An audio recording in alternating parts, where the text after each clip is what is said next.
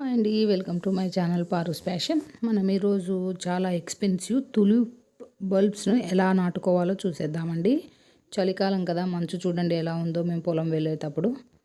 So ఎలా వేసుకోవాలో చూసేద్దాం. ఇవి తులిప్ బల్బ్స్ అనమాట. కాశ్మీర్లో అక్కడ పండుతాయి కదండి అవి. తమ్ముడు జర్మనీ నుంచి తీసుకొచ్చాడు. సో అవి ఎలా వేసుకోవాలో చూసేద్దాం ఈరోజు. ఇలా బల్బ్స్ అన్నీ ఉన్నాయి కదా, అవన్నీ మనము సాయిల్లోకి ట్రాన్స్ఫర్ చేసుకోవాలి. ఇప్పుడు ఇవి చాలా బాగా ఉంటాయి కదా, ఫ్లవర్స్ కూడా చాలా కాస్ట్ అనమాట, ఎక్స్పెన్సివ్. కాశ్మీర్లో చాలా పండిస్తారు కదా, అవి అనమాట ఇవి. ఇలా తులిప్ బల్బ్స్ ఇలా ఉన్నాయన్నమాట. జస్ట్ లైక్ ఆనియన్ లాగానే ఉంటుంది. ఆ పైన ఉన్నటువంటి రెడ్ది తీసేసి మనం సాయిల్లోకి ట్రాన్స్ఫర్ చేసుకోవాలన్నమాట. సేమ్ లిల్లీ పువ్వుల గడ్డల్లాగానే ఉంటాయన్నమాట ఇవి కూడా, కాకపోతే కొంచెం ఎక్స్పెన్సివ్.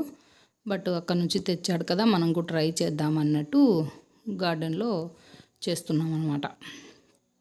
మనకి ఇక్కడ దొరుకుతాయో లేదో నాకు తెలియదు, అక్కడ నుంచి తీసుకొచ్చాడు.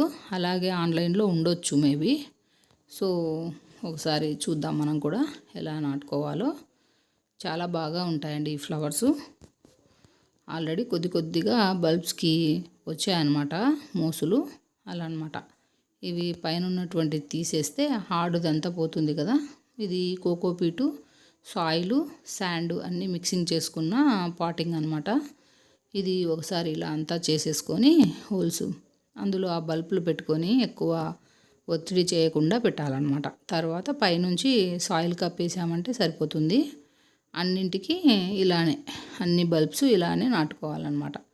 కొద్దిగా ప్లేస్ ఉన్నా సరిపోతుంది. చిన్న టబ్స్లో వేసామంటే సరిపోతుంది. దాని గడ్డలే కింద ఫామ్ అవుతూ ఉంటాయి మనకు ఒక్కసారి బతికాయంటే. అలా అన్నీ వేసేసుకొని వాటరింగ్ ఇచ్చుకోవాలి. ఆల్మోస్ట్ ఇప్పుడు చలికాలమే కాబట్టి ఒకరోజు వాటర్ వేసామంటే ఒక 2 days అవసరం లేదు. మాయిశ్చర్ అలానే ఉంటుంది వాతావరణంలో. సో ఇలా అన్నింటికి నీట్గా వాటరింగ్ చేసుకోవాలన్నమాట. ఇవి మనం చూద్దాము నెక్స్ట్ ఎలా వస్తాయి అనేది. నేను మళ్ళీ తప్పకుండా అప్డేట్ చేస్తాను. ఇప్పటికైతే తులిప్ బల్బ్స్ ఎలా వేసుకోవాలో నేను చేస్తున్నాను అనమాట. నాకు కూడా ఇంట్రెస్టింగ్గానే ఉంది ఇది ఎలా వస్తాయి అబ్బా అని. సో అన్నిటికీ ఇలా వాటరింగ్ ఇచ్చేసుకొని పెట్టేసుకోవాలి. చలికాలం కాబట్టి మేబీ బాగానే వస్తాయి. చూడండి, ఇవి 2-3 daysకి ఇలా చిన్న మోసులు పైకి గ్రీనిష్గా వచ్చాయన్నమాట, కాడల్లాగా. ఒకటైతే అలా ఫంగస్ వచ్చి పాడైపోయింది.